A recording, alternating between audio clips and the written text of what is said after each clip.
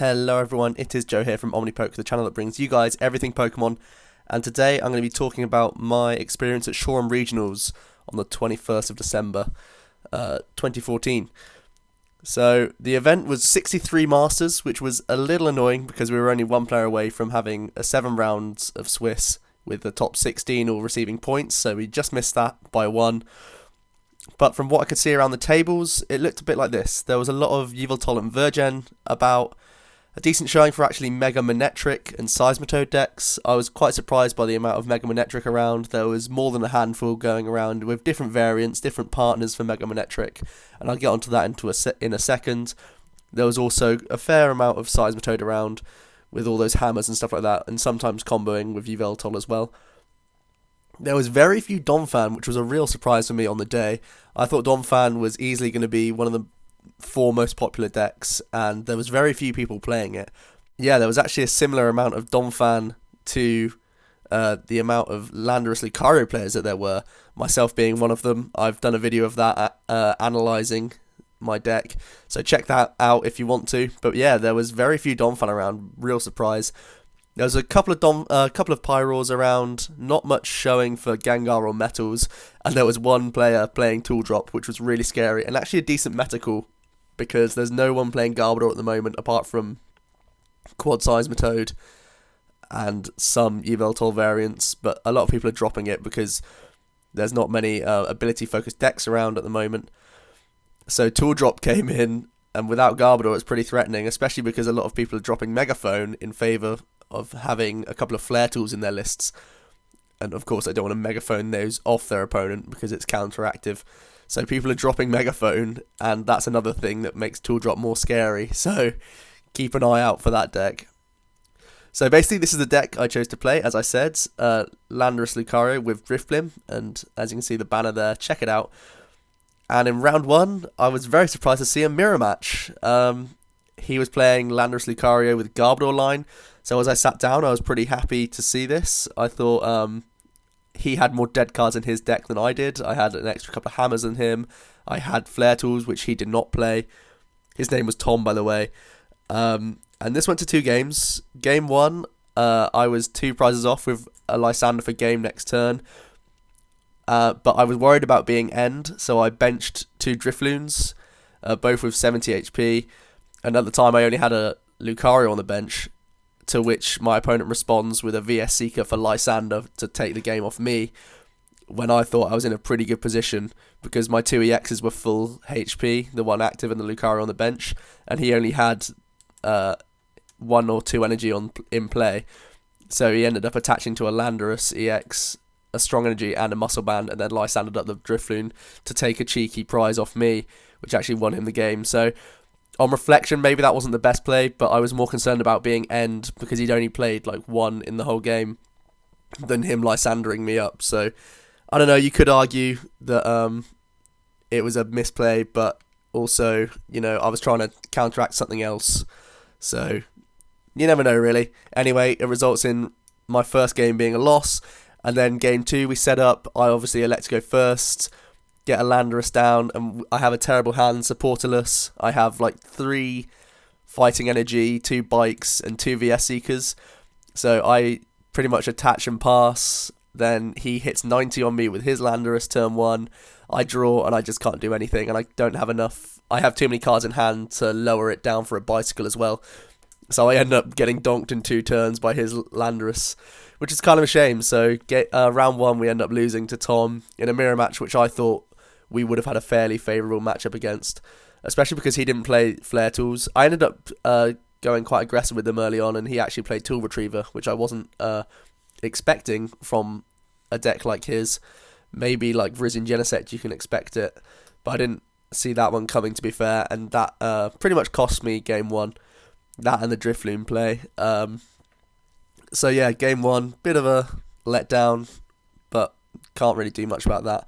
Moving on to round 2, I'm playing another mirror match. I just did not see this coming. Landorus Lucario, I thought it was really under the radar, but apparently it's much more viable than I gave it credit for before I went into the tournament. And my opponent was Liam, and he was playing it with hammers. He didn't have an actual partner for these Landorus, Lucarios, and Horluchas. He did notably play at least one non-EX Landorus, the one that charged up energy, though. But he just decided to go aggressive with crushing and enhanced hammers. So the first game was very interesting. Once again, he did not play flare tools, something I really think both the mirror matches that I had, they really missed a trick there, because the flare tools are very strong with Karina. And this really hurt him. It slowed him down a couple of turns, stopped him getting good hammerheads off and stuff like that in the early turns, which really helped me get ahead and overall just take the game. And in game 2, it was a pretty similar scenario. He ended up putting down way too many strong energies early on, which I then hammered away, and I was able to clear up a full HP Lucario with a Drift Blim to take the game quite happily there. So round 2 ends up in a win in a mirror match, so I feel a bit more confident in the deck now, and I have to put the first round down to bad draws and such. So round 3, we're up against Matt playing Virgin. Finally, I sit down and see a standard deck, and I actually really love my Virizion Genesect matchup. With these Headringers in here, and just the speed that we can attack with, I just really enjoy this matchup. And game 1, I get Headringers on Virizions early. He started off with a Genesect, and he was unable to move that for the first 3 or 4 turns, and it just meant that I had enough turns to start setting up Lucarios, a Landorus on the bench, and I remember scramble switching for game fairly early on, maybe about 5-6 turns into the game, to destroy Virgin, while he was really struggling to get anything going because he had to attach 3 energy to a Virizion EX and stuff like that. So it just did exactly what I should have done really in the matchup, and it was quite simple from there.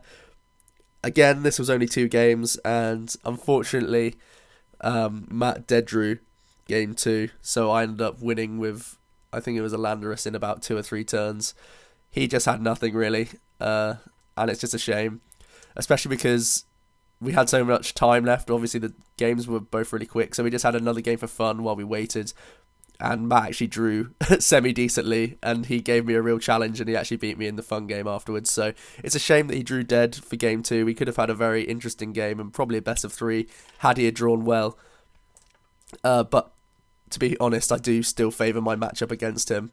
He did play Tool Retriever, but in his first game, it took just way too long for him to get it out anyway, so it's not really a be-all and end-all. Have Tool Retriever and then you're okay for Flare Tools, because obviously you need to have access to it.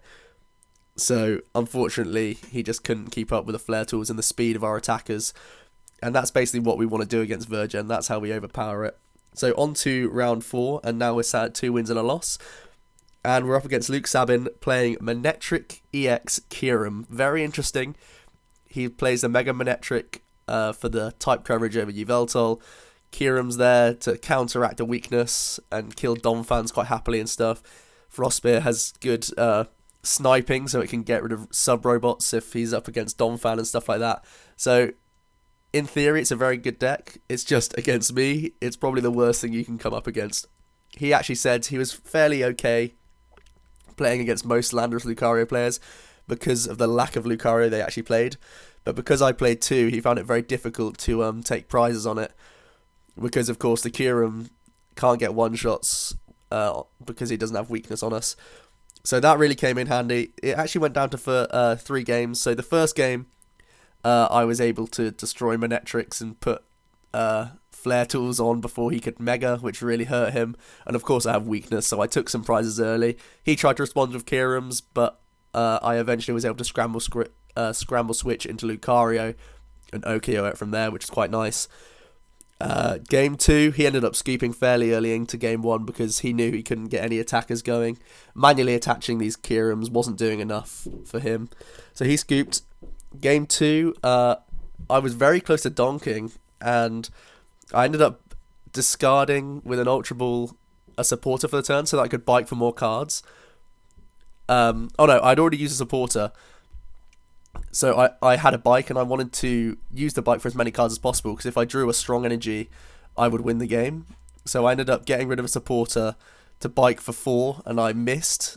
And that ended up really costing me, because then I sort of dead drew for a couple of turns, and it gave him the opportunity to start setting up his Manectrics.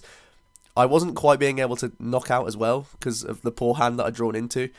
So he was able to use a couple of max potions on his Mega Manetrics and switch between them. So he would Turbo Bolt the energy back onto a Mega Manetric that he had just max potioned off. So good plays from him. He knew how to play the deck very well. And in the end, he had only 1 or 2 prizes to take left, and he had 2 Kierums set up with enough energy to just win the game. So I had to scoop there, and it went on to game 3. And it just went very much like it did in the first game, which is fortunate for me because I saw that it wasn't basically an auto win like I first thought it was coming into the game. He showed me in game 2 that it was actually a very close match, and if I didn't draw the things I needed to, it could have been very difficult. But like I say, we drew a lot better in game 3, and basically the weakness was just too good for us. And Kieran's just not strong enough without the Deoxys to deal with Lucario EXs, so although it's a good counter to Landorus and Donphan, which I imagine he was expecting a lot more of, when he came up against Lucario EX, he didn't really have a leg to stand on in that respect, and that just cost him the game. So on to round 5, and we're up against Tommy Roberts playing Plasma Evolutions with Kieran and Deoxys in there as well to power up their attacks. Very interesting deck. I've actually had the pleasure to play Ross Gilbert online with a very similar build, so I actually had some experience against this deck, which is probably something no one else had on the day, which is why Tommy was probably high up in these ranks at this point in round 5. Because if you weren't ready for this deck, he can just come up with attackers from anywhere, really. He played a lot of different energies. He played grass, fire, psychic energies, so he could have attacked with Deoxys, Kierums, Flareons, and Leafeons. He had like energy retrievers and stuff so that he could energy evolution as often as he could. So you really had to be on your toes here. And in game 1, he started going first, and it meant that I could take knockouts with Lucario from the word go with weakness on his EVs. So I ended up taking 2 or 3 prizes. I remember Lysandering a couple of easy EVs early on, taking easy prizes. I also headringered Deoxys as he put them down, because I was aware that otherwise his attacks could hurt Lucario, of course, with weakness. So I was actually aware of all these things. Other players, I imagine, throughout the day wouldn't be prepared for attackers like Deoxys, but I knew that the build that he had can attack with multiple different things as soon as he plays them down, especially because he has chorus machines and stuff like that. So I was always wary of the Deoxys and whatever else. He started to get a Kierum up, and again, the Scramble Switch came in very strong here. I was able to bring something up, and I think I either Lens Judgments or Somersault kicked it for a knockout and just basically wiped all of his energy off the board and basically his hope of winning that game. So he scooped. And on to game 2. It just went very similarly. He chose to go first, and again, Landorus is able to clear up a couple of early prizes. He starts getting Kierum out, and by that time I'm able to scramble into something else to get a kill. And of course, he played a lot of special energies, and Drift Blim was always waiting in the wings if ever there was an issue. But to be honest, he couldn't really do much. The amount of prizes I took early on his low HP stuff just meant that it was very difficult for him. He ended up trying to stall out with a Genesect, capturing up different things, but because of the high amount of switches, escape ropes, and the scramble switch that we play, I was able to get out of that lock fairly quickly and take all of our 6 prizes. So on to round 6, and really I'd only played one standard deck all day, the Virgin.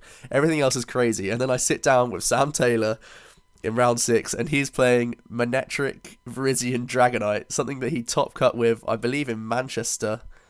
Was it Manchester? I can't remember. But one of the recent regionals, he ended up top cutting with Jake Walvin with this deck, so I was very interested to see how it played. But once again, it's a deck that I have no real knowledge about, and it's a tricky one. I sort of had to learn the matchup as I went along. And as we were sat down, we were trying to read up the board, see if we were safe to ID, but because there were so many people who would have ended up on 4-1-1 if we just intentionally drew, that it wasn't safe, so we ended up playing it out. And this is actually a really good matchup for me, because it's similar to playing Virgin in that you can just use the flare tools to slow down their early attackers, but also the Manetric is weakness. So he has a lot of dead cards in his deck, and Virizion's not very strong as long as I get a flare tool on. And basically, because he plays super scoop ups as healing, that's his only real way of getting off the flare tools.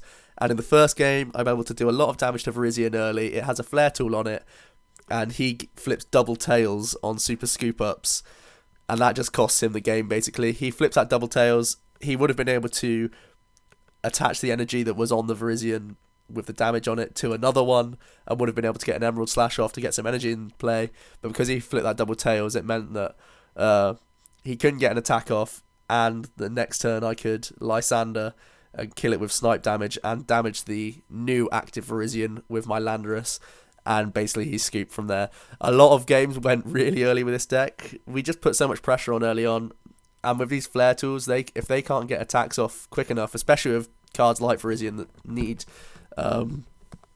their attack to get their whole deck running smoothly, we're just able to negate that and basically make it useless. So I really like how Landorus Lucario does this. It really negates the effectiveness of cards like Virizion and Manectric, and they're both two popular cards at the moment. So that was a really easy win. Game 2, again, it's similar. I'm getting a lot of damage on the board, spreading it around as well, which makes it awkward for Sam because his deck is all about healing and making sure that I can't take knockouts. And because I'm sort of spreading damage around with Hammerhead, he can never really be certain that his Dragonite won't get killed next turn. And in fact, he ended up bursting in with a Dragonite that wasn't on full HP, and I was able to scramble switch. Once again, a card that really came in clutch throughout my 8 rounds of Swiss to get a big knockout on a Dragonite for game. And 2 very quick games. I think we were finished in about 10 minutes, even if that, with all the shuffling and everything. So all my games ended really quickly, and I was ending up sitting around for in between rounds, which is a little bit boring, something you have to take into account when you play quick decks. But nevertheless, I was in top 8 on a record of 5-1, so that was pretty cool. And this is what the top 8 looked like. I'm there, sat at seed 3, as I've highlighted, not blowing my own trumpet or anything. Matthew King ended up first, and he was unbeaten on the day, which is very interesting. I'll show you the decks in a moment. And basically, there's all the names. And it's notable to say that Adam Hawkins and Charles Barton were also on a 4-1-1 record, but they bubbled top cut. And as you can see, seeds 5 to 8, so Emmanuel down, they were all on 4-1-1. So it shows that if I had ID to Sam, there was no guarantee that I was going to make top cut. So I was happy with my decision to actually play out the battle. I didn't know what he was playing as well. I may as well mention that. I knew that he'd been playing with Manectric Virizion, but I didn't know what he was playing on the day. So I wasn't just trying to be harsh to stop him getting cut, but I just had to secure my own cut, really. So anyway, here's the top 8 decks. There's the names on the right, as you can see from the last slide. We've got Yveltal Seismitoad with a Charizard Tech from Matthew, very interesting. Cheyenne playing Virgin, myself with Lando Lucario Driftblim. We've got a Donphan from Nathan McClure, Emmanuel playing Yveltal, another Donphan from Jovan, a Pyro by Allah, and Christopher, I believe, was playing Pyro. I didn't see his deck because I was actually playing the top 8, of course, myself, and I was sat on a different table, but I believe it was Pyro, from word on the street, I guess. So basically, you can see the matchups, how they went. Matthew would play Christopher, Cheyenne played Allah, I was playing Jovan, and Emmanuel was playing Nathan. And I ended up losing in the top 8 to Jovan's Donphan. It was a close 3 games. It actually went to time, and we hadn't finished our 3rd game, and I was unable to take, I think I was 1 prize behind him at the time. But because my means of beating Donphan is basically a slow route with hammers and Driftblims, it sort of played into Jovan's favour to slow play. Well, not slow play, but take it easy and basically force me to have a lot of cards to take the prizes to win. So it was very close, and yeah, like I say, 3 games. I just didn't have enough time really to beat him. But yeah, he played it very well. We also saw these guys go through. It was Donphan and Virgin, so Cheyenne and Jovan playing each other against Emmanuel and Matthew, who both went through with their Yveltal Seismitoads. I believe Emmanuel played Seismitoad, but I know that he played a very heavy line of Yveltal.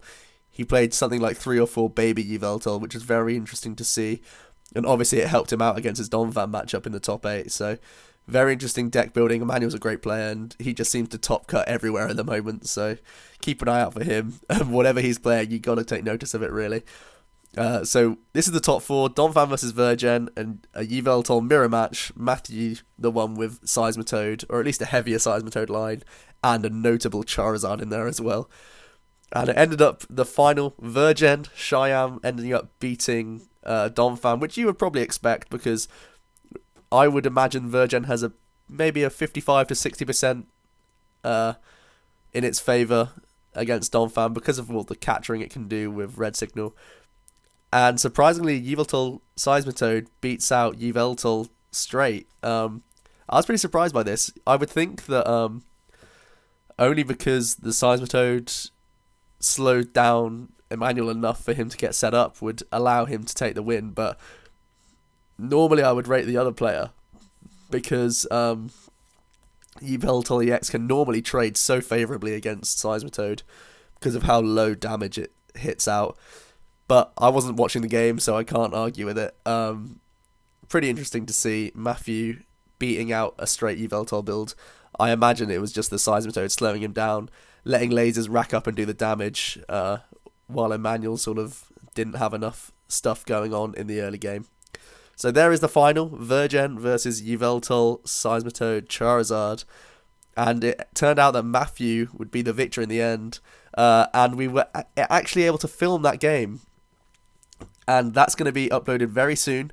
I'm going to do commentary over it when I feel a bit better. As you may be able to tell, I've got a bit of a bunged up throat and nose and all that stuff. So I'm going to give it a couple of days until I start commentating that, because it is about an hour long or something like that. So look forward to that. There is the final. I have just spoiled it, but I mean, it's still worth watching. Matthew able to win out overall. Very close games from what I saw. So very interesting. Definitely stick around for that.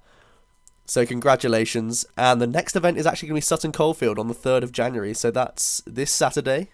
Both myself and Jack will be attending. So hopefully we can get some real life footage. Maybe another game in there as well. You guys seem to enjoy that. And we're going to get more content, another report on how we do and the top 8, and keep you abreast of all the developments going on in the UK right now. So I hope you enjoyed this top 8, guys. I enjoyed the day, and I hope you enjoyed the analysis as well, a little bit about what's seeing play at the top tables and stuff like that. I feel like it's a good way to show what you need to prepare for and stuff like that early on in the clip, if you want to go back and see that. Also, you get to see what's on the top tables, which is what everyone's looking for, really. So, yep, I've been Joe from OmniPoke, and see you next time.